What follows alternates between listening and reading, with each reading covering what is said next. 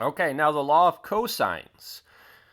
This allows us to find side lengths and angle measurements in triangles that are not what we can find with the law of sines. Remember, with the law of sines, we have to have two angle measurements and a side length, or two side lengths and a non-included angle. Now with the law of cosines, you can find anything when you have two side lengths and the included angle measurement, or all three side lengths.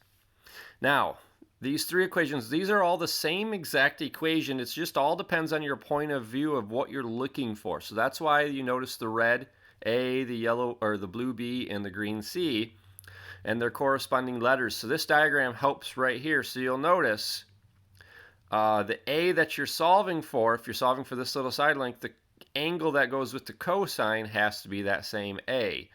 B to B, C to C. Otherwise, it's just there in sense. So notice A, here's BC. Notice B, here's AC. Notice C, here's AB. Same thing, so on and so forth. So this equation, A squared equals B squared plus C squared minus 2BC cosine of A, they're all symmetrical, I should say. Okay, they all work the same. You don't have to memorize all three. You don't really need to memorize any of them. But if you do, it's just the one version of that. It's the location of where they are at. So again, you can use law of cosines to solve a triangle if you are given two side lengths and the included angle measurement, or three side lengths. On page 571, they provide you a couple example problems. Notice two side lengths and the included angle, or finding a angle measurement, notice the inverse, of all three side lengths. So I've got a couple example problems here for you. The law of cosines, they want us to find DE.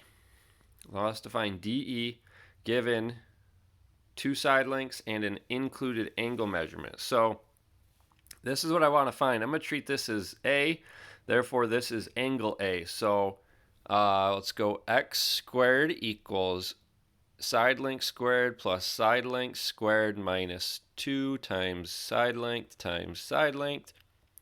cosine of the angle. Notice my angle, or my wanting side length, 18, 16 provided to me, 18, 16 provided to me, cosine of the angle. If I look back up here, B, C, B, C, in a sense this is plug and chug. Okay, in a sense, this is plug and chug. The last, of course, adaptation we have to do to it is take the square root of the entire thing so we can get x all by itself. So plugging into the calculator, 18 squared plus 16 squared minus 2 times 18 times 16 cosine of 21. It's me a number. I don't really care what that number is. I'm going to square root it. I get that x equals 6.5 because they asked to round to the nearest tenth. So moving that direction is quite straightforward. Okay, the other ones though can be a little bit complicated here. So if we look at the second one, this is example 3b on page 571. Let's check it out. Find the measure of angle K given side length, and side length.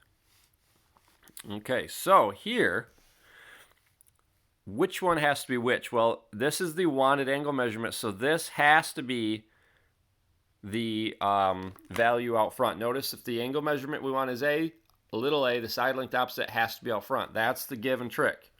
Okay, so this is going to be 8 squared equals 15 squared plus 10 squared minus 2 times 15 times 10 cosine of K.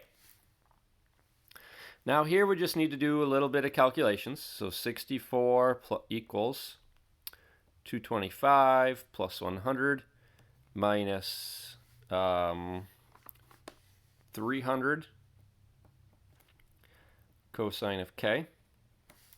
15 squared is 225. 10 squared is 100.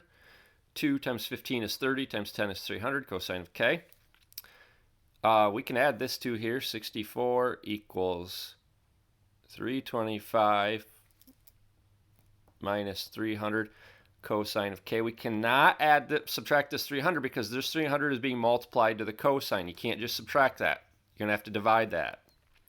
So let's minus 325. So we get negative 261 equals negative 300 cosine of k. Divide by negative 300. Cosine of k equals 261 divided by 300. The division, or the negatives, go away from each other. And it's an inverse problem. Inverse cosine of 261 divided by 300 is 29.5 degrees. So a little more work, but in a sense it's just breaking it down and simplifying that out.